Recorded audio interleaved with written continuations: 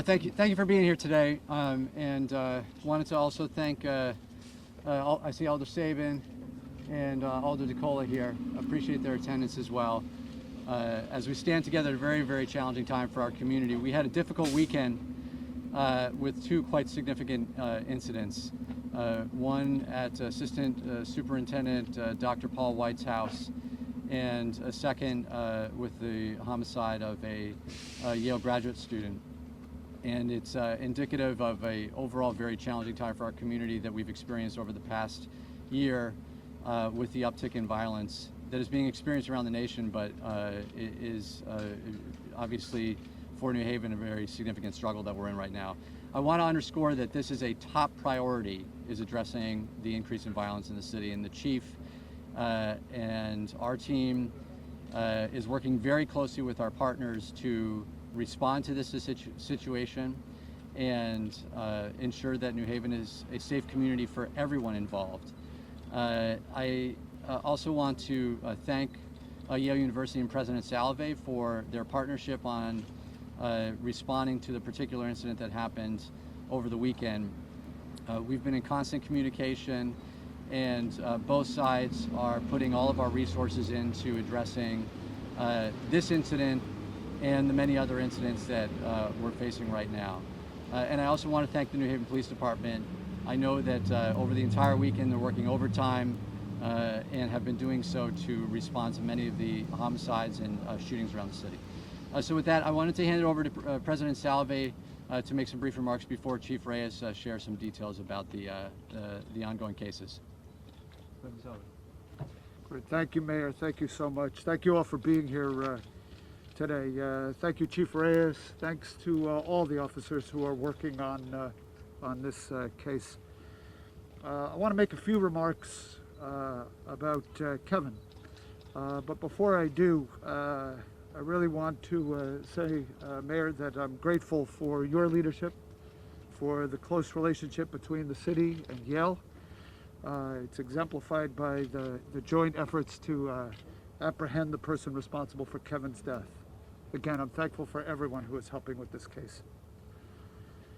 So the Yale community is grieving right now. This is a loss of an extraordinary young man. He was committed to applying his talents to improving the world.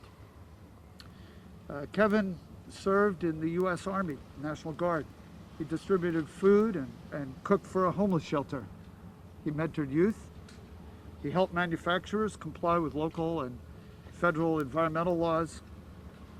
And here in our community, especially, he was conducting research on mercury levels in fish in the Quinnipiac River watershed.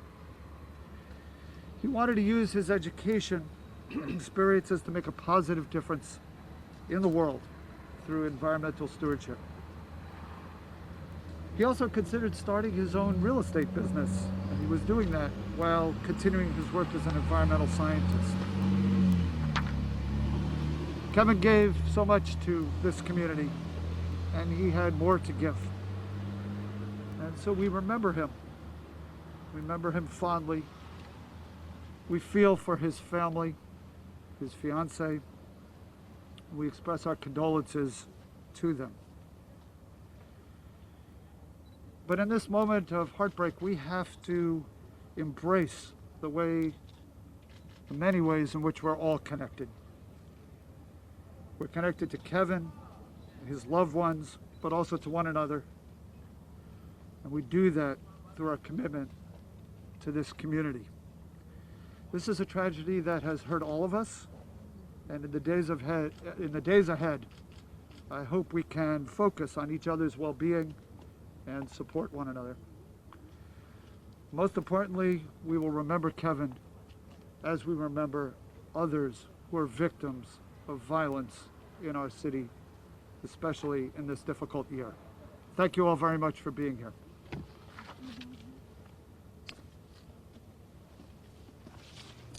Thank you, President Salve. As I said, I'm going to be updating you on the two incidents that occurred on Friday and Saturday over the weekend involving gunfire, one of which, as you know, resulted in the death of a Yale grad student. The first incident that we responded to occurred on the 5th, Friday the 5th of February, on Osborne between Pelham Lane and Wellington Road. We responded to that incident Friday just after 7:30 p.m. When patrol officers were alerted by an activation of ShotSpotter to that area. The ShotSpotter activation indicated there were multiple gunshots, as many as 4. When they arrived, they determined and discovered that the home of New Haven Public School Assistant Superintendent Dr. Paul White was struck several times by gunfire. There was exterior damage to the home. Unfortunately, no one in the home was hurt. However, the home was occupied at the time the gunfire hit the home. It is believed that the gunman was there in a sports utility vehicle, and that he or she fired the gunshots at the residence, potentially from the vehicle. The vehicle was last seen traveling south on Osborne toward Gulf Street, and at this point we are looking for the public's help in identifying any potential suspects on that vehicle. Detectives have collected evidence. They have worked this case and are continuing to work this case around the clock to determine what exactly happened here, whether or not his home was specifically targeted, or whether or not his home was a victim of a random act. These are the questions that we at this point don't know. The second incident that I want to speak to you about is the homicide that occurred on the 6th of February on Saturday. At approximately 8:30 p.m. on Saturday, officers responded after receiving numerous 911 calls of gunshots in the area of Lawrence and Nickel, between Nash and Lawrence. Lawrence between Nickel and Nash, my apologies. The fire department and the police arrived on scene and located a young man who was later identified as Kevin Jiang, and his identity was confirmed to be a resident of West Haven, 26 years old, and he was a graduate student attending the Yale School of Environment. Additional callers reported seeing much during that day. We do not want to give that information, but what we want to tell you is that this case is ongoing, and that we want to thank the community because much of the information we're receiving from people in the area. We're asking you that if you have any information about anything that may have occurred, however slight, that you call us at 203-946-6304. We also have an anonymous tip line, which is 1-866-888-TIPS or 8477. We are looking into whether or not Mr. Jiang was actually targeted during this incident. We have developed information suggesting that this incident may not have been an actual random act, and that he in fact was targeted. That said, it is too early in the investigation to establish any motive whatsoever. And again, we ask anyone with information about this incident to call us right away and to speak to detectives. I want to say thank you to, first of all, Yale University. Chief Higgins is here. I'm going to ask him to say a few words in a moment. I want to say thank you particularly to the investigators. Detective Zaleski, who's the lead detective investigator on this case, the entire Detective Bureau, every resource we have to bear. Anytime we lose a life in this city, we take it very seriously.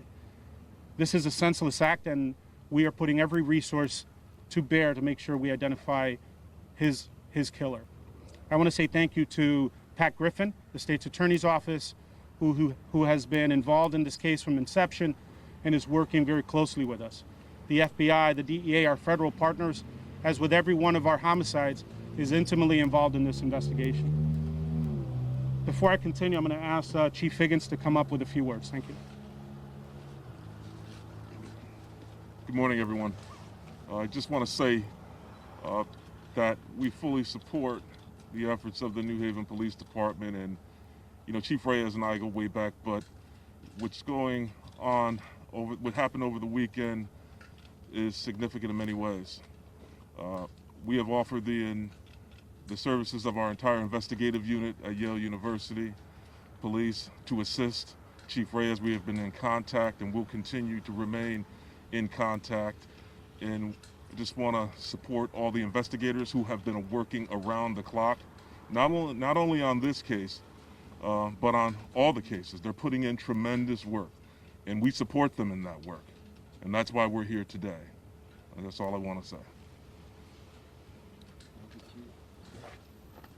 All right, we will take a few questions regarding any one of these incidents at this time.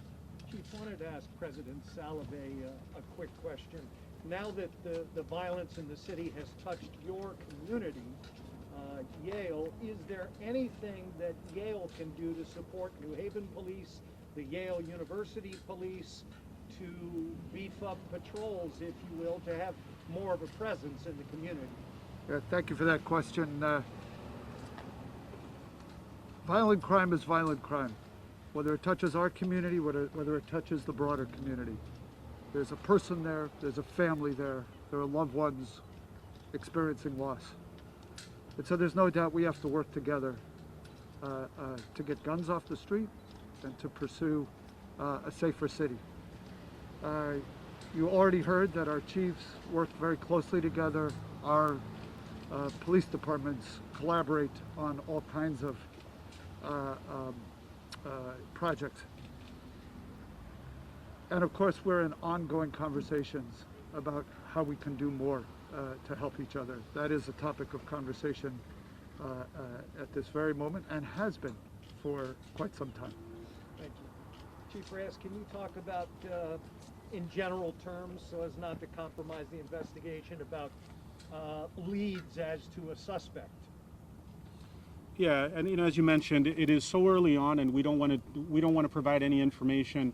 Our concern right now is to ensure the community that we're doing everything we possibly can to identify and apprehend the person responsible for these incidents.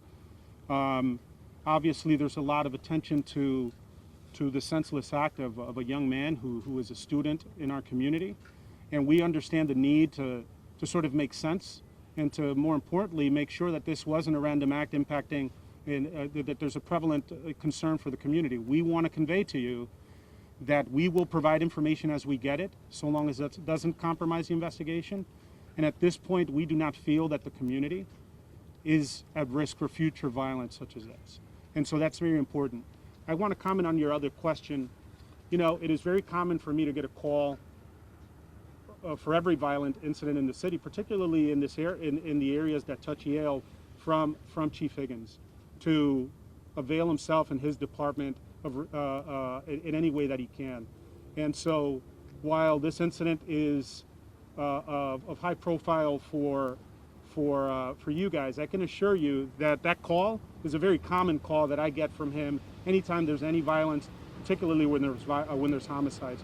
So I want to thank him, because the partnership we have could not be closer, and we benefit from that, you know, all the time. And we're working as we speak closely between his department and ours to make sure that this case it comes to a head the way it's supposed to.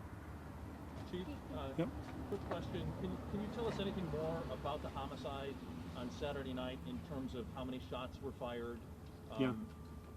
What neighbors might have reported in terms of someone in a vehicle? Can you tell Sure. us anything more? So what I can tell you is that when we got there, EMS attempted to provide, they found a body at the scene. They attempted to provide life-saving measures, but they pretty quickly determined that the suspect was dead on arrival. And so they pronounced him at the scene. And so typically they do their very best to transport. In this particular case, he was in such a condition that he was pronounced pretty much upon their arrival. Once that happens, the ME, the medical examiner's office, now essentially has jurisdiction over that body. And so from an evidentiary standpoint, there was a delay in identifying the victim because we needed the medical examiner to arrive and manipulate the body, do a search on the body before we could touch it. And so as soon as the medical examiner arrived, we were able to immediately start processing the scene and determine that it was in fact Mr. Jiang. And one quick follow-up, sir. I know you have CompStat in this department.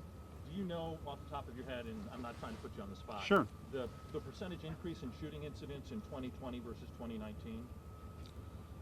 I can tell you the final numbers for 2020 were 122 shootings and 20 homicides. And the previous year, you did put me on the spot, I think we had 77, and we had not 11 homicides. What is the city planning to do to place attention on the increase in crime in the city? Well, we've been working very hard on the crime, and I can assure you that a lot has been done, even predating these incidents, right, to curb the violence in the city. We've seized, over a dozen guns just so far this year. I think the exact number is 14. Actually, with the seizures this weekend, we've seized 16, and so there is no shortage of work being done by the officers in this department, and by our federal partners, by our state partners, our local partners, to curb violence. There's violence. Violence is up nationwide, and while a lot of people are trying to make sense of that, we too try to figure that out. We work with our partners to determine what are the contributing factors in our city. There is no one thing that I can tell you is contributing to the violence in New Haven, but we are doing everything we possibly can to make sure that the city is safe. Sir. I'd like to respond to that as well. So I think there's two parts to the answer to this question. One is the public safety, if you will, policing part, and then the other is the component of public safety that is focused on how do we address the roots of the crime. And the roots of the reason why we're having this significant challenge now, and frankly we've had it for many, many years in this city, like many other cities. On the public safety side, I can attest to the number of times that the chief and I have talked about the various ways that we're approaching this. In addition to CompStat meetings, we had our first call-in with Project Longevity just about a week ago. Our Youth Stat, which is now Youth Connect, is focusing on ensuring that we're supporting young people that are highly at risk of being involved in these issues. And we are working with probation and parole to increase the number of custom visits for individuals that are returning citizens. A very, very high percentage of the individuals involved in violent crime, a very high percentage, are returning citizens. And so us engaging, ensuring they have the support they need is one of the long-term approaches. We opened a reentry welcoming center with Project More last week, and every individual that is coming out of prison will be dropped off at that site and given peer support. So I think that we, in addition to addressing the short-term public safety issues around ensuring we're holding people accountable, we also need to address the very long-term investment in the community and supports people need to allow them not to have to opt into crime. Mayor, would you say in terms of COVID that it's had an impact regarding perhaps less work and young kids being out of the physical plant of the schools? Could that be attributed to some of this? Without a doubt, COVID is contributing to this. We wouldn't be seeing the significant increase in crime violent crime around the nation had it not been for COVID. There's a lot of speculation about why exactly that's happening, whether it's people not having a lot to do, whether it's the significant impact on the economy, but that is clearly one of the driving factors. And Chief Reyes, about the shooting of Dr. Paul Wright's house, could you speak a bit more as to have the police questioned any potential suspects and anything else you can say about the ongoing investigations? What I can tell you is that we've developed some significant leads on that case, but at this point we cannot discuss that. We're hoping to be able to have some answers in the coming days, obviously we're very concerned and seeking to identify what the motive is. So as soon as we develop some information about that, we'll share it. But at this point, suffice it to say, a lot of work has been done on that investigation, and we continue to do so. Yes. More details regarding the Saturday night incident, as far as maybe why Mr. Jiang was in that neighborhood, or was the gunman on foot? Did he escape in a certain car or flee? Yeah, at this time, we're gonna refrain from providing. I would like to provide you more information on that. Anything further I provide would be compromising to the investigation. What we can tell you is that Mr. Jiang was operating a vehicle at the time, and that he is familiar to the area, and so we do believe that he was there for a purpose, and that we just can't share that at this time. You're welcome. Are you able to share whether there was a car crash or some sort of incident beforehand, before Mr. Jiang was killed? I saw it suggested that there So what I can tell you is that we're exploring every possibility, including whether or not there was an accident that precipitated this incident, or as you mentioned, whether or not it was a road rage.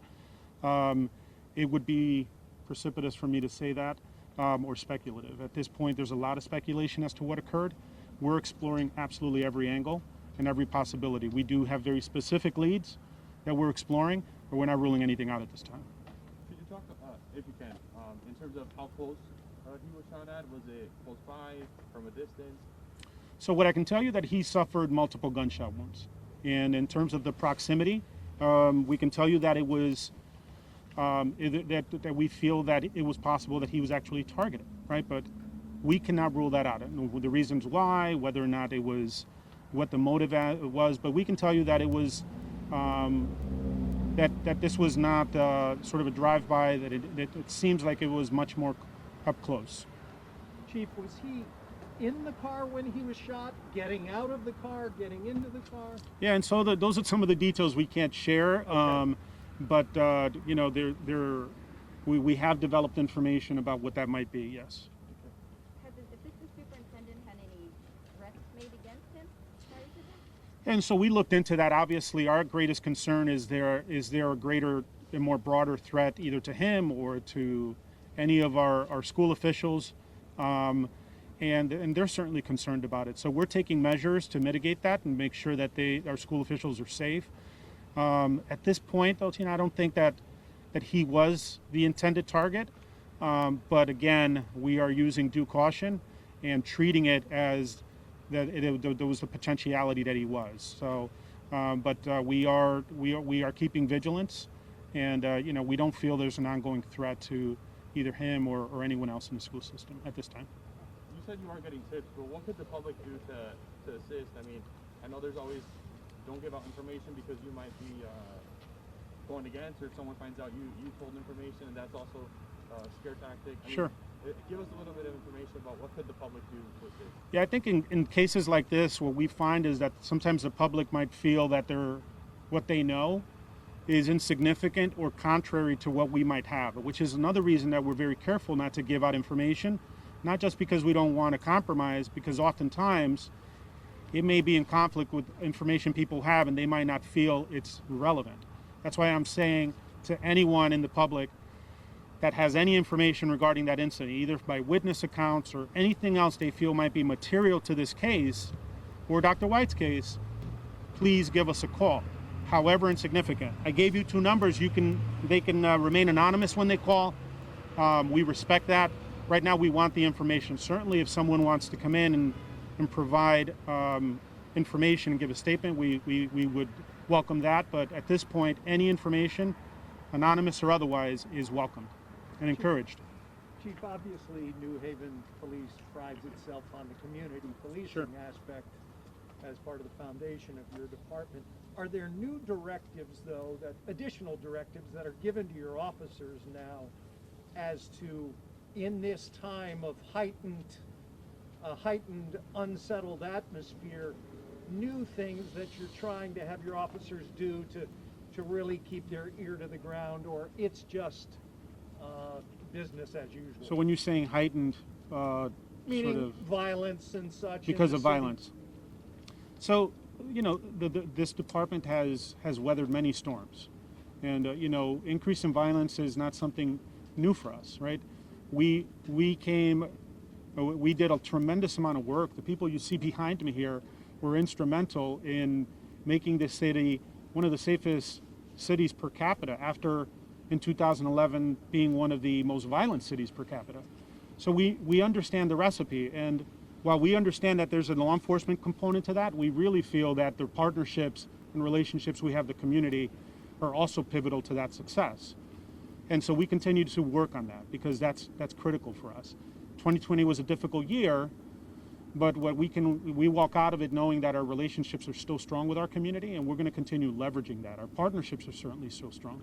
We had to weather sort of the dynamics of 2020, and I think that's part of the residual issues we're dealing with in terms of the violence. But we're going to get back on track with that, and I think as we start getting out of the woods, so to speak, and in a better direction with COVID, I'm hoping that we'll start leveraging those relationships and those partnerships for better outcomes with violence.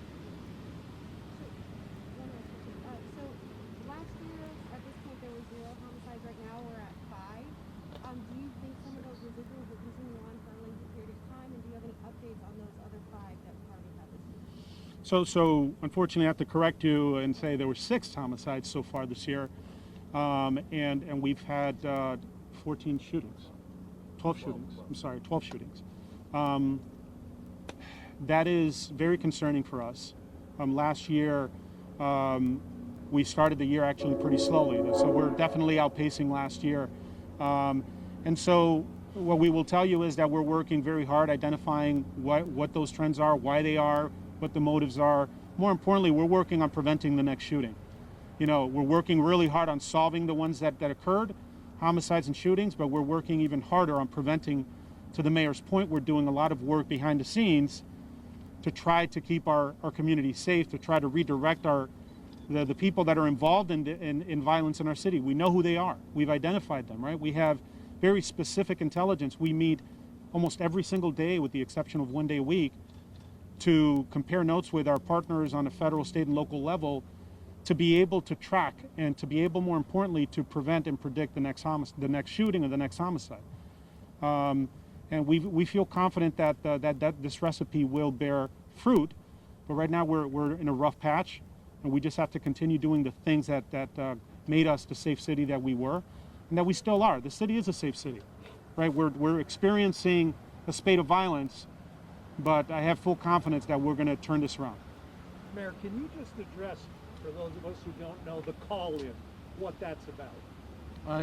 Sure, and I think the chief he's been doing this a lot longer than I have, could add to it. So we had a call in about a week or 2 weeks ago, which I spoke at, and a number of law enforcement individuals spoke at, the chief spoke at, Assistant Chief Jacobson as well. And also some family members who have lost their loved ones to gun violence. And it's an opportunity for us to underscore, first of all, that we will hold people accountable that are in the room if they get more involved in gun violence. But our goal is to help. And for individuals in the community that have a likelihood of being involved in gun violence, to put the guns down and to avail themselves of any resources that we have. As mayor, I represent everyone in this city, and that's Kevin Jiang, but it's also Marcus Winfrey, who was shot and killed a few weeks ago. It's also Joey Maddie, who was shot and killed several weeks ago as well.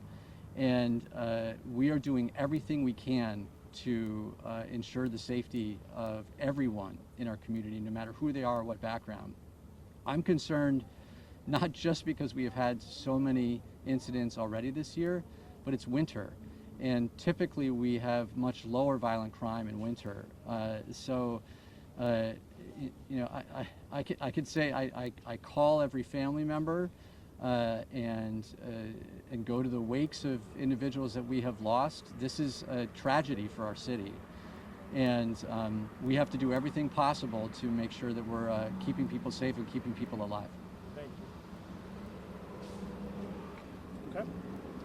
All right, thank you, everyone. Appreciate it.